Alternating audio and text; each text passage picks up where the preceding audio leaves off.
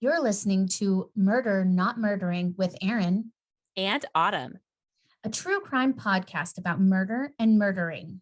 but we are not murderers.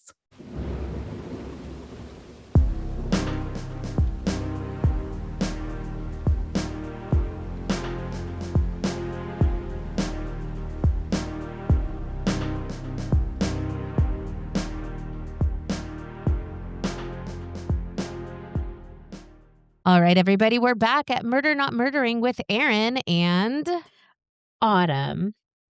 that's her. We're back for some more talks about true crime and murders. We are, What? sometimes I just want to talk about murder with people and it comes across really weird. Yeah, that is a thing. So I think or it goes two ways. So either it makes somebody super uncomfortable and they're like, I don't want to hear about this. I don't care about it. And I think we're so used to talking about it, or even like with our friends because we're Mhm. like-minded people, that it feels normal to be like, oh, have you ever heard about this horrific murder? Can you believe they slashed their throats like that? Right? And just like forensics, you dummy, things like that. Or you'll run into the opposite where you'll be talking to somebody and be like, yeah, I host a true crime podcast. And they're like, murders? I love murders. And then they start Mhm. telling you maybe too much detail about their family or something. And you're like, And you're oh, like, shit. oh, ooh. It's like, can I cover your case? You know? Right? Can I ask permission to cover this insane case you just told me about? Exactly. Yeah, it's kind of funny, but it does feel like it's normal to talk about these things. I mean, I tell my husband about the cases that I do. I talk about it with friends, Like I said tonight, I mean, we talked about it last week, but tonight I'm doing a case that my cousin Lauren had recommended to me. So, it just like comes up at, family functions and everything.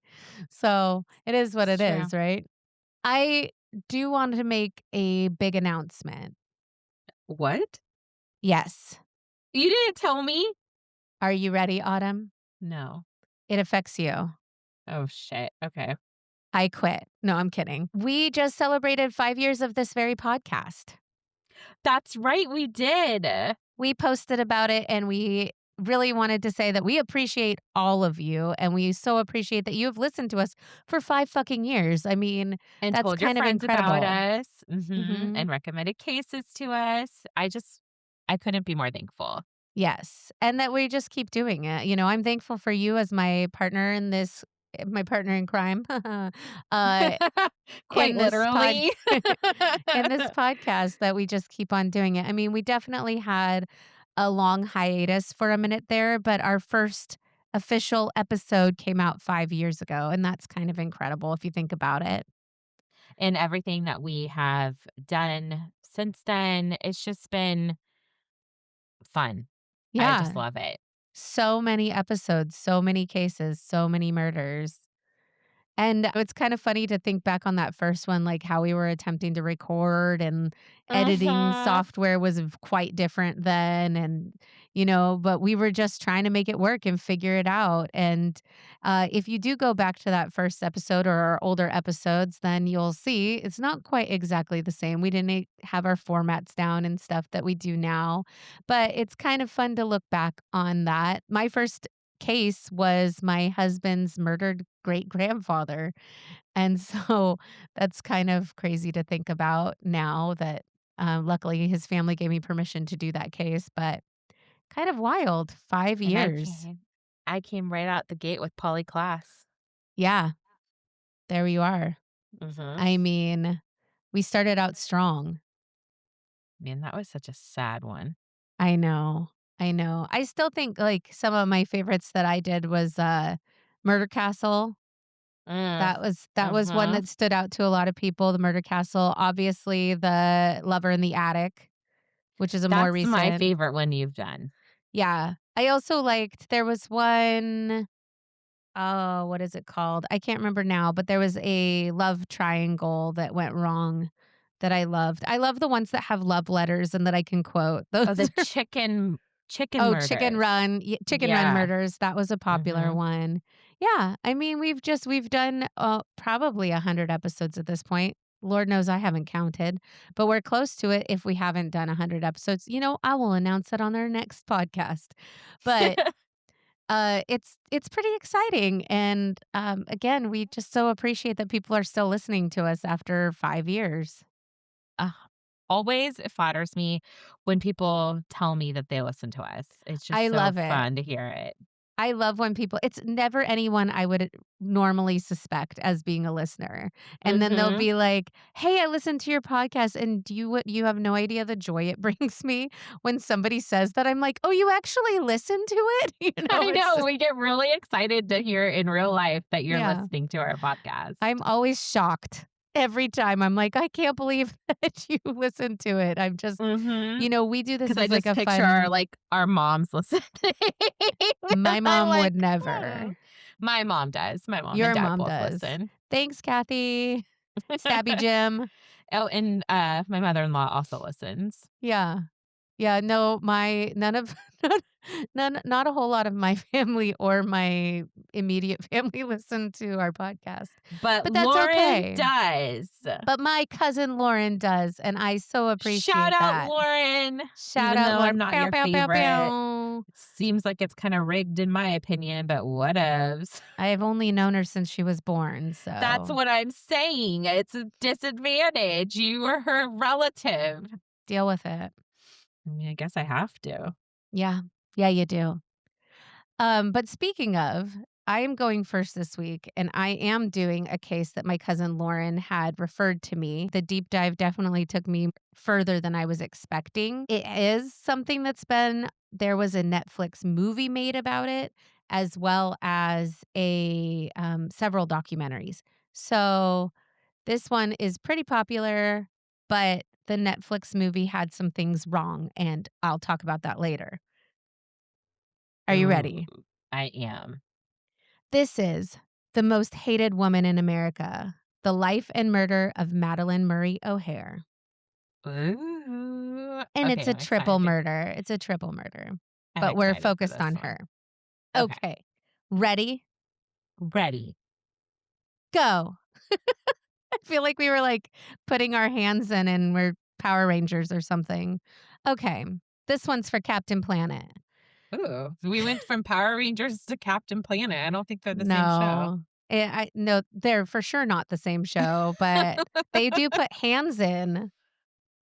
This isn't about Captain Planet anyway.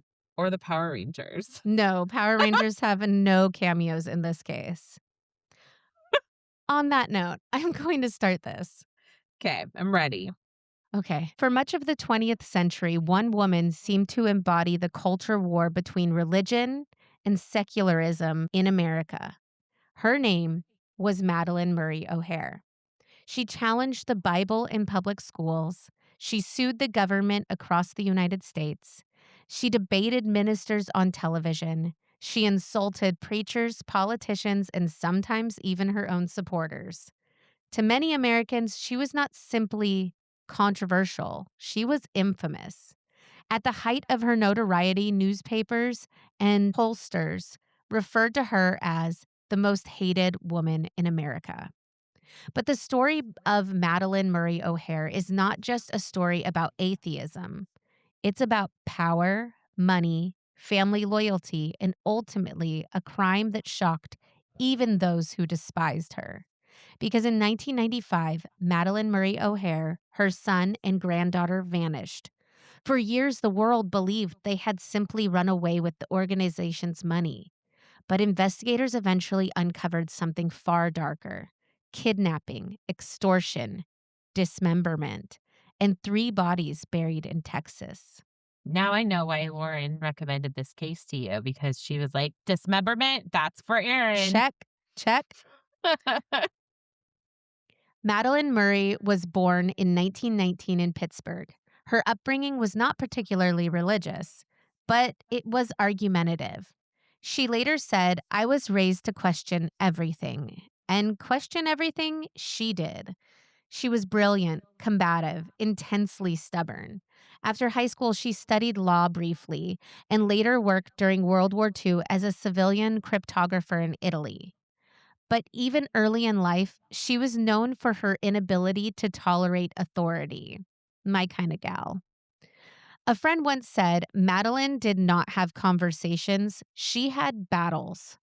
That personality trait would define her life. The event that made her famous began with her son, William J. Murray III.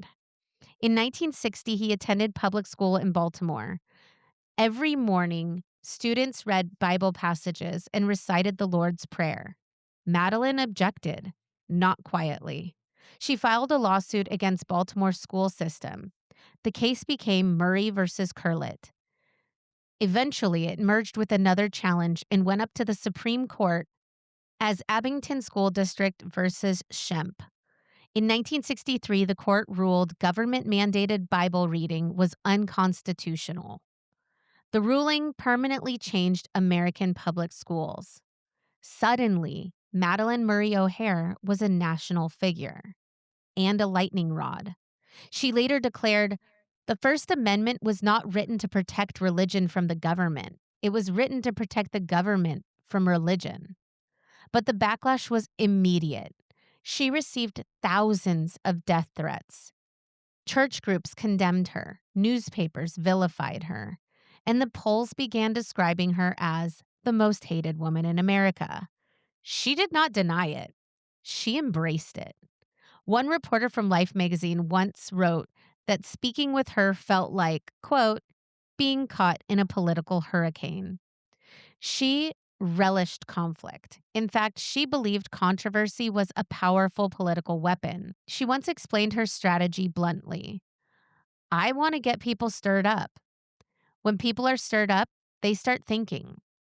Her speaking style was fast and biting, and she had absolutely no hesitation about insulting religious leaders. One of her most infamous quotes was, "Religion is a crutch for people who are not strong enough to stand up to the unknown." Pretty spicy, Mhm. especially in 1960s America. Madalyn quickly realized that television amplified controversy. She appeared on dozens of talk shows and debate programs. Her most famous confrontation came on Firing Line, hosted by conservative intellectual William F. Buckley Jr. Autumn, this debate, I'm going to quote Oh, some I've of it. seen it. The debate was explosive. Buckley argued that religion was foundational to morality. He asked whether atheism could produce a moral society. Madalyn responded immediately. Morality has nothing to do with religion. Religion has been the enemy of morality since the beginning. Buckley challenged her. He asked whether religion had not created charity, community, and culture, and she shot back. Religion has also created wars, persecutions, and ignorance. The exchange grew heated. At one point, Buckley asked if she believed the Bible had any value, and her answer became famous. The Bible is a book of myths written by ignorant men in an ignorant age. Woo! I mean, That I'm one, sorry, but I don't disagree. I also don't disagree. I'm not an atheist, but I No, do not believe in organized religion. same. Anyways, the audience gasped and she continued. You can no more run a modern world with the Bible than you can run a modern hospital with medieval medicine. I mean, girl, right on point there. I Mhm. just was like, holy shit, and it's not nothing to our religious listeners. Those are my personal views that I'm speaking of as far as that, and this is pertaining to the case and what she says, and I'm Right. not trying to offend anyone. No. Organized religion is just not for me, and I know some people need it, but I'm not a believer. So, And I believe everyone should be able to believe in what they want to believe exactly, in. just don't force it on anybody else Mhm. or hurt anybody through Or religion. hurting. Yes. Yeah. Whether viewers admired her or despised her, the result was always the same. They watched and they remembered. When Buckley accused her of attacking civilization, she responded, one world, one people, and no religion. Even critics admitted that she was formidable. A journalist once wrote, "She debated like a street fighter armed with a law book." In 1963, she founded American Atheists. The group's mission was clear: enforce the separation of church and state, which is in our Constitution. Mhm. The organization eventually moved its headquarters to Austin, Texas, and it became the largest atheist advocacy organization in the United States. But American Atheists was not a typical nonprofit. It was essentially a family enterprise. Her son, John Garth Murray, became a key administrator, and her granddaughter, Robin Murray O'Hair, handled publications and operations. The family lived together. They worked together. They controlled the organization together. Former staff later described the structure as intensely centralized. One employee recalled, "Everything flowed through Madalyn: the money, the decisions, and the lawsuits." And there was money: membership dues, donations, book sales, legal settlements. Former employees later said that the family guarded financial information carefully. One former staff member told investigators, "You didn't question the money belonged to Madalyn." But the organization also attracted hostility. The office received bomb threats. Staff sometimes needed police protection at events. Yet, the family continued their activism. By the 1990s, the organization reportedly controlled hundreds of thousands of dollars in assets. But the Murray family was not unified. Her older son, William, eventually converted to Christianity, and he later became a Christian activist. The split was explosive. Madalyn publicly denounced him. At one point, she said, "One would call this a postnatal abortion." That's a OMG, I forgot she said that. that's a bit cringe, I gotta Mhm. say. Goodness. Their feud became national news, but inside American Atheist, she remained in control, with John and Robin by her side, until a new employee entered the picture.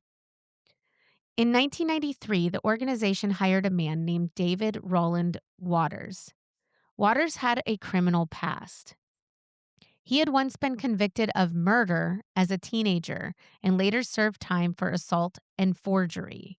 Despite this, he quickly rose within the organization and he became an office manager. Now, here's the thing: would I let somebody convicted of forgery work as an office manager? Fuck no. Mm-mm. Anyway, he gained access to the group's finances, but the relationship deteriorated in 1994 when Waters was accused of stealing $54,000 from the organization. He was Shocker. Right? He was prosecuted for that and humiliated publicly in the group's newsletter. He was also forced to repay the money, and according to investigators, he became obsessed with revenge. Authorities later said that he fantasized about killing Madalyn. So so I'm sorry. He was mad and became obsessed with revenge for stealing? Yeah, he did that to himself. Just saying. Anyway, on August 27th, 1995, something strange happened. Madalyn, John, and Robin all vanished from their Austin home and office. A note was taped to the office door saying that the family had left town on an emergency trip. Now, this isn't super unlike them because they ran all aspects of the organization, and leaving a note on the door that no one should go in until they were back would have been par for the course. Then the employees received phone calls claiming that they were traveling on business, and something sounded wrong. Staff later said that the voices sounded strained and frightened. Then the money started moving. John Murray began transferring sums of the organization's accounts. Eventually, more than $600,000 was withdrawn. He used the money to purchase $500,000 worth of gold coins. At first, authorities suspected voluntary disappearance. They might have taken off with the money and started a new life. But then investigators later determined the truth. And I will say one of the things that came up in this is that they left their dogs behind. And they never would have done that because dogs are the best. Just saying. Dogs Eh, are the best. And And cats. even their staff said they would never have left their dogs without anybody watching them or anything. The dogs end up okay, you guys, just in case you were worried. I was. Anyway, investigators later determined the truth. Waters and 2 accomplices had kidnapped the family. The conspirators included Gary Paul Carr and Danny Raymond Fry. The captors took the O'Hair family to the Warren Inn on the northwest side of San Antonio, where the group lived for a month in a 2-bedroom, 1-bath rental. While in captivity, the O'Hairs played card games, Monopoly, and had philosophical discussions. Murray and a captor would leave to pick up Mexican food at La Fonda and often stayed for beers and margaritas. So they were awfully friendly in this Mhm. exchange.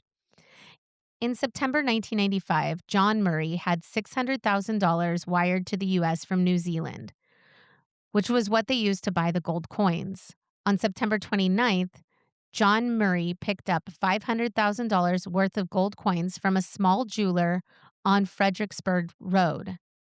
He never returned to get the remaining $100,000. The kidnappers had planned to disappear with the fortune. But after the money was secured, they murdered the entire family. Investigators later determined that the victims were killed shortly after the final withdrawals were completed. They were strangled, their bodies were dismembered, and then they were burned and buried on a rural property in Texas. But these criminals made mistakes. After killing the O'Hairs, the conspirators turned on each other. Within days, Danny Fry was murdered. His decapitated body was found near the Trinity River in Dallas. The head and hands were missing. For years, investigators didn't know who he was, but the discovery would later become a key clue. Now, this part made me laugh, and that's not great, but you'll see why. No, listen. The killers hid $400,000 worth of gold coins in a storage locker. And then something bizarre happened. Burglars broke into the locker. They found the coins and stole them. So the thieves were thieved. And that was kind of funny. The thieves later testified that they had spent the money on, the thieves that stole the gold coins, because they're all thieves here, Mhm. spent the money on cars, gambling, jewelry, and trips to Las Vegas. So this perfect crime that they had committed had unraveled through sheer bad luck. For years, the case remained unsolved, and theories arose that they kept the money and moved away. And in 1996, John McCormick, a reporter for the San Antonio Express News, was tasked with writing an anniversary piece for the newspaper, an anniversary of their disappearance. He interviewed people at the Atheist Center, checked clips, and rechecked details. He was relentless and followed every lead. Then, in June 1998, McCormick got a call from a tipster who said it was a kidnapping and that he had had a name. The man said the O'Hairs were held at gunpoint and taken to San Antonio by David Waters. He said he couldn't remember if it was Waters or Walters, but the point is the tip came in. And with a little investigating, McCormick found a connection between Madalyn O'Hair and David Waters. The tipster said he was a friend or relative of a person concerned with the welfare of a man named Danny Fry, who is the murdered conspirator. At that point, in 1999, the FBI entered the picture, arresting Waters and another man, Gary Carr, in connection with the case. The FBI's investigation would reveal the rest of the puzzle, including the deep-seated hatred Waters had for Madalyn O'Hair. According to an FBI affidavit, at one time, Waters told his girlfriend he envisioned cutting off each of her toes one by one. Oh my god. Yeah, and in a documentary I watched, his girlfriend was like, "It was almost funny at the time. I just didn't really think he was serious." Oh, Yeah, so I don't know why that would be funny, but alright. I don't either. So here we are. Then in 2001, investigators pressured Waters into revealing the burial site. And he did so, not out of the kindness of his heart, but for a plea agreement, solely on the Oh, charge of conspiracy. of course. Of course. He agreed to lead authorities to the site where the dismembered bodies of the O'Hairs had been burned and buried. On a Texas ranch, FBI agents uncovered the human remains. They discovered that the legs of all three of the victims had been cut off with a saw. Brutal. The remains had suffered such extensive mutilation and decomposition that officials had to identify them through dental records, DNA testing, and in Madalyn's case, by matching the serial number to a prosthetic hip from the Brackenridge Hospital in Austin. The remains the remains definitively belonged to Madalyn Murray O'Hair, John Garth Murray, and Robin Murray O'Hair. And they also found the missing head and hands of Danny Fry at the site, which is really gross to just find a head and hands. Anyway, 6 years, just That's saying. not the first time that's happened to anybody, so that's even weirder. No, I've literally covered the head and hands murders because people Mhm. would remove the head and hands because those what? Identify them. So people did that all the time for funsies. All right. 6 years after their disappearance, the mystery seemed like it was finally solved. Gary Carr had been sentenced to 2 life sentences for his part of the extortion and murder plot. He had previously served decades in prison for crimes including rape, kidnapping, and armed robbery. In the year 2000, at the time in his 70s, he appealed his sentence with the federal courthouse in Austin and then was resentenced to 50 more years in prison. So nice try, Gary.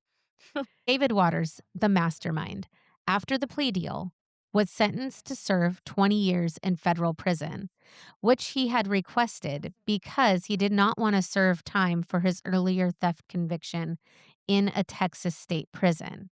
He did not go on trial for the kidnapping and murder of the 3 members of the O'Hair family. He also was ordered to pay back a total of $543,665 to the American Atheist and the estates of Madalyn Murray O'Hair, John Garth Murray, and Robin Murray O'Hair. It is unlikely, though, that any of these debts were ever paid because Waters was not able to earn any money while he was in prison. He died in prison of lung cancer in 2003. This case remains one of the most bizarre crimes tied to a political activist in American history. Madalyn Murray O'Hair was a paradox. She was deeply intellectual, fiercely independent, intensely combative, and she thrived on public controversy. But she was also deeply devoted to her family. Those that knew her best said that she believed she was fighting a historic battle, one that she once summarized this way: I'm fighting for the right of every American to believe or disbelieve as they choose. And whether people admired her or they despised her, few could deny her influence. When the minister accused her of attacking faith itself, she responded with, I'm not attacking your right to believe. I'm attacking your right to force belief on everyone else. The woman who had spent her life challenging institutions and provoking debate ultimately died in a crime that had nothing to do with religion, only greed and betrayal. Yet her legacy remains. The Supreme Court decision that she helped spark continues to shape American public education. The organization that she built, American Atheists, still exists today. And the debate she forced into the national conversation, the question of where religion ends and government begins, is still raging. Love her or hate her, Madalyn Murray O'Hair changed the country. And even in death, she remains one of the most controversial figures in American history. My sources were the Washington Post, the San Antonio Express News, the Austin Chronicles, court affidavits from IRS investigator Edmund Martin, FBI investigation records, firing line debate archives, the Phil Donahue Show interviews, and the documentary Most Hated Woman in America. There is 2 of those documentaries. There's the movie, and then there's an actual documentary. I watched the actual documentary. So, Madalyn, very controversial, Mhm. obviously, but also she has a little dark side here because Yes. she was known for also saying a lot of racist and, she was also a Holocaust denier, which is really weird. So, I mean, and she was sometimes arguing for arguing's sake. And like I said, I don't disagree with a lot of the stuff she said personally as far as not any of those things, but I don't agree with forced religion on people. I don't No, and agree I with strongly agree with separation from church and state. our country was built on that, right? So, It's in our constitution. I This mean, is my all opinion is, and this is just my opinion, is that how do we know which religion is the right, true religion? Why are we forcing a certain religion down anyone's throat? Everyone should have the right to choose, and no one should have to do any religion if they don't want to exactly. And it shouldn't be yeah, it in the shouldn't be in school. our schools. Absolutely not. So on those points, I do agree with her. And man, she was formidable. But that Netflix movie, remember, Mhm. it is a piece of Yeah. fiction, y'all. Like there Yes, it has is to be entertaining. yes, and all of these interactions, like, a lot of it takes place in, like, her home with her parents, and they don't have things to support some of the stuff that happened in the home. They have them being held captive and having all of these, interactions with the kidnappers, which didn't happen or not that any of us would know, right? So there's, Uh-huh. like, a lot of those things that are speculations and exaggerations. They also play up that the O'Hairs had these secret hidden bank accounts all over and were hiding money and that but they don't have anything to actually support that they were hiding money. It is weird that they had a bank account in New Zealand. I think that that is super weird, but they don't have anything showing that they were hiding any money. You know what I mean? And that was played up really heavily in the documentary, and the American Atheists, um, really they did not enjoy that documentary not documentary, the film, I should say. Uh-huh. They really, really don't like it, and a lot of people that knew her also disagreed with the way that she was portrayed in that. So take it with a grain of salt. It is a piece of, fiction based on a true story. But if you do get a chance and you're interested in debates, man, it is a masterclass watching her work with a lot of these people and talking to them both on Phil Donahue and then the firing line one is just like so famous and Mhm. just I mean she does not back down. She does not, get intimidated and a woman in the 1960s generally was never given that amount of power to talk back and to stand up to a man the way that she did. And so in that way, I do admire her tenacity. But she also said a lot of racist shit and a lot of things that were super Yes, inappropriate, like, super problematic. super problematic. But I think her case is worth hearing. And I did think it was funny that the robbers got robbed. I did too. That Yeah. was kinda like a comeuppance. Yeah, they'll get their comeuppance. All right. So thank you, Lauren, for sending me that one because it does tick all my boxes. I love a little controversy and a little dismemberment, a little bit of Monica in my life. Just like, all Mm, my favorite things. So thanks look again, how Lauren. joyful she is. So just remember if you have any cases, do send them to us, slide into our DMs because we will do them. So that's that. Autumn, are you ready? I am ready. Are you ready? Oh, I'm sitting down. Okay, I'm gonna get right into it. Do it. I dare you. Switching gears. So, my case is called The Man Who Was Running. In July of 1996, a man showed up in a parking lot in Knoxville. He had no wallet. His pockets are filled with cash, thousands of dollars in several different currencies. Nearby, scattered across the ground, were gold jewelry, travel receipts, and a fanny pack. And the man himself had been brutally beaten. Police would quickly learn his name, Blair Adams. And almost immediately, one question began to dominate the investigation. Not just who killed him, but what had he been running from? Because in the days before his murder, Blair Adams seemed convinced that someone, somewhere, was trying to kill him. And everything he did in those final hours suggested he was trying to escape. But escape from who? Or from what? Blair Adams was 31 years old in the summer of 1996. He lived in Surrey and worked construction. Friends and coworkers described him as quiet but friendly, someone who mostly kept to himself but didn't seem troubled.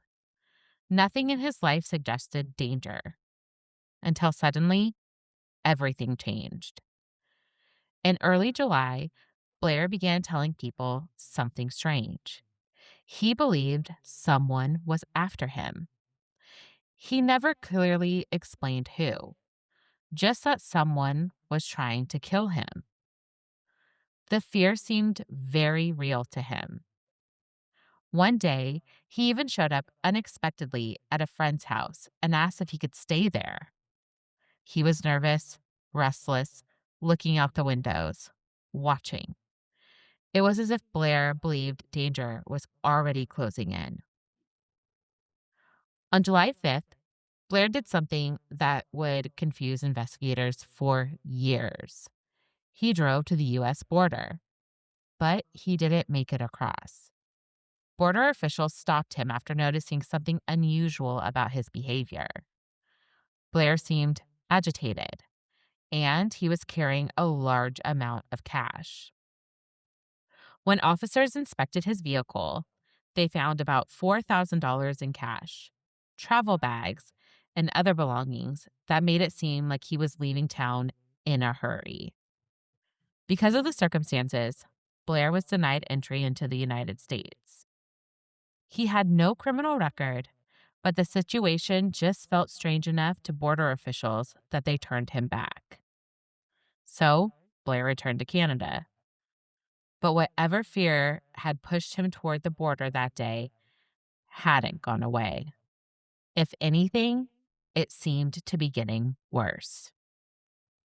Later that same day, Blair went to the bank. He withdrew nearly all of the money in his account, thousands of dollars.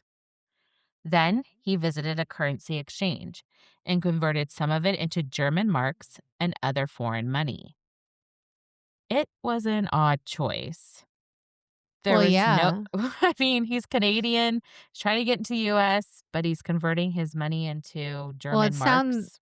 sounds like he's probably gonna run to or attempt to run to Europe and then have different denominations for whichever countries he ends up in. Sounds like he was really terrified and was gonna run Mhm. wherever he could.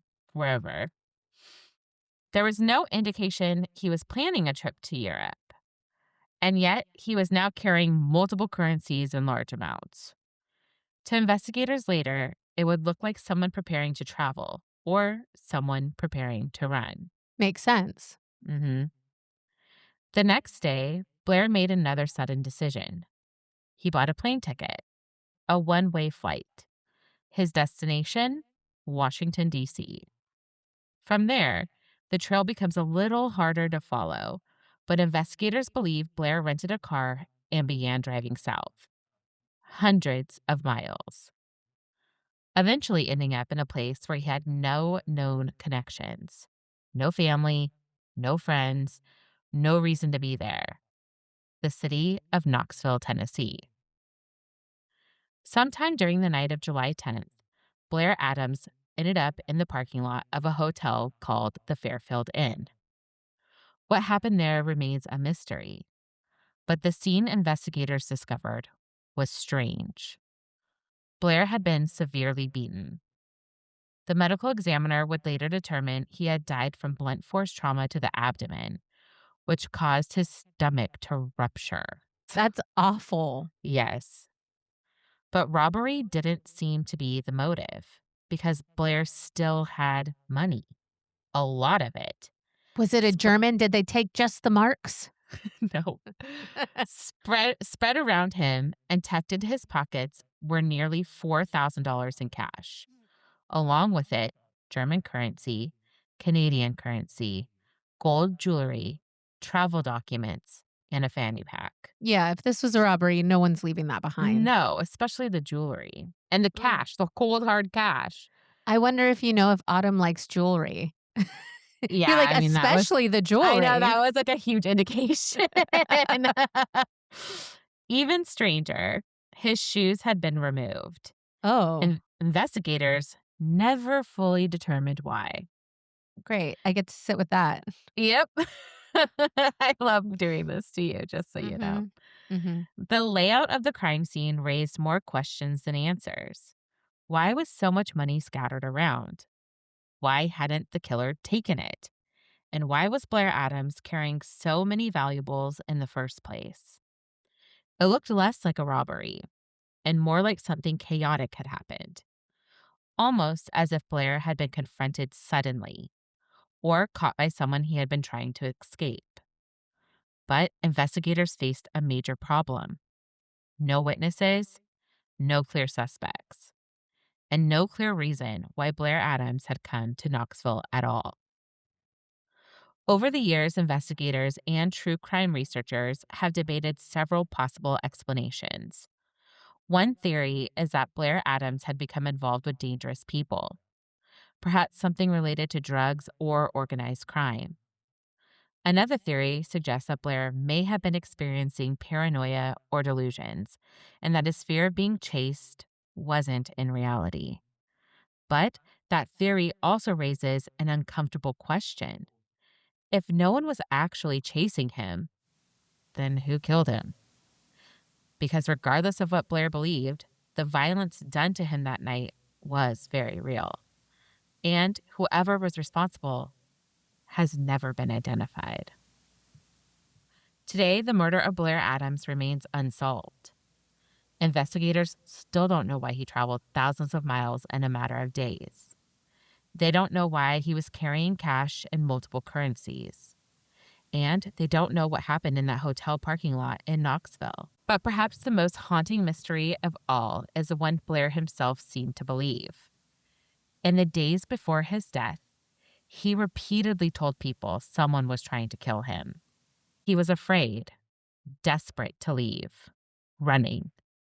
And in the end, he may have been right.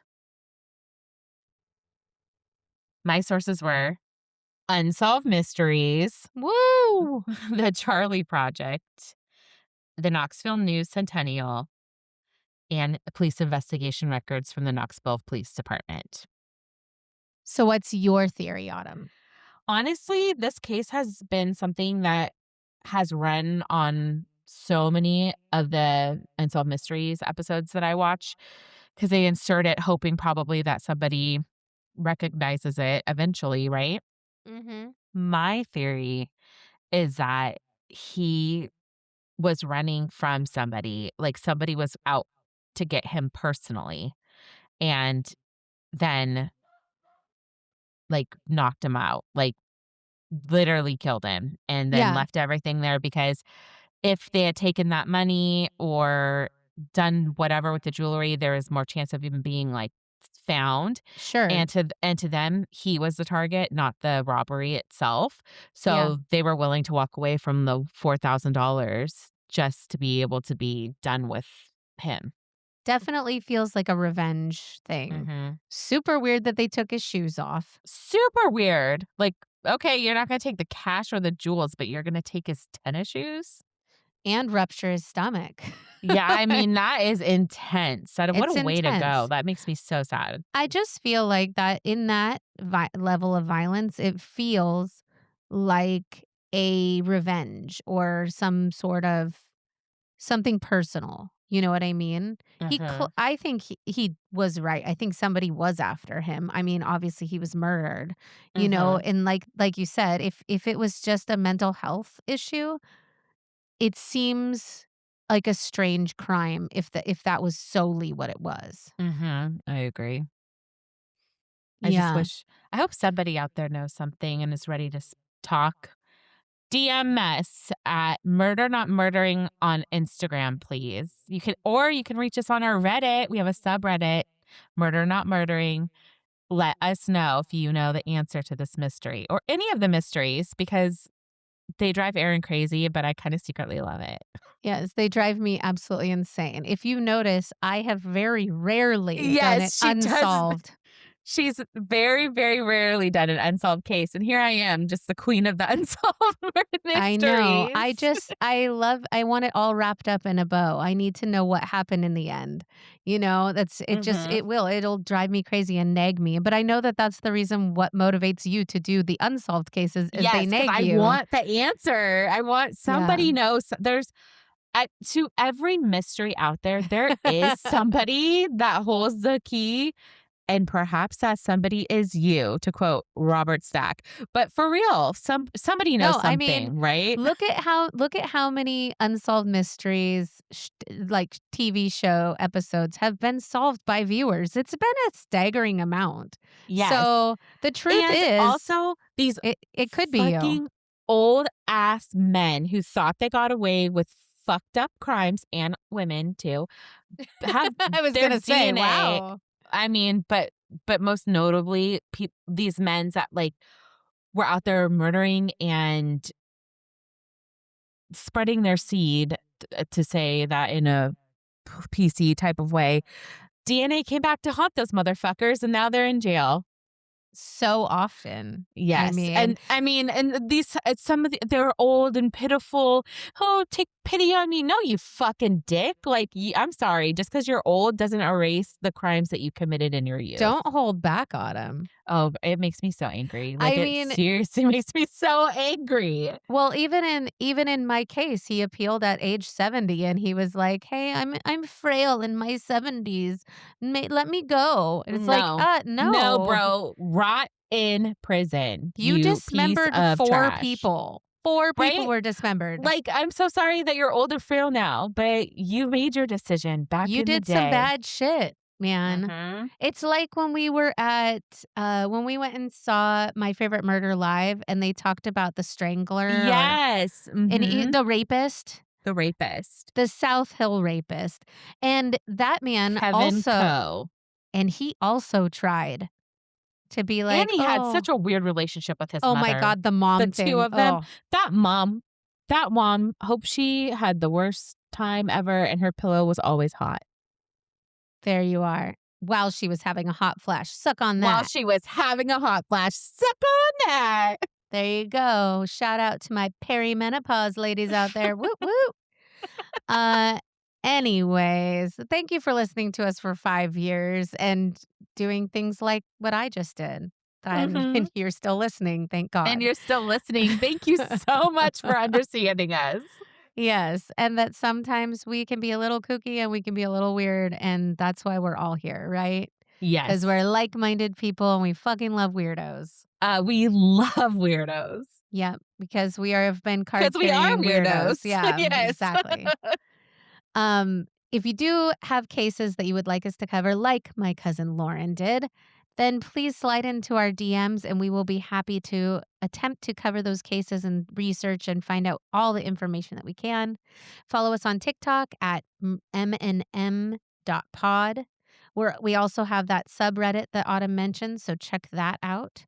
And new episodes come out every Monday. Our Instagram will have pictures of the people involved that we're talking about. So check it out. And again, thanks for listening. And we're going to be back again next week with 2 whole new cases Mhm. for you. So we will see you then. And thanks for listening to us. Bye. Bye.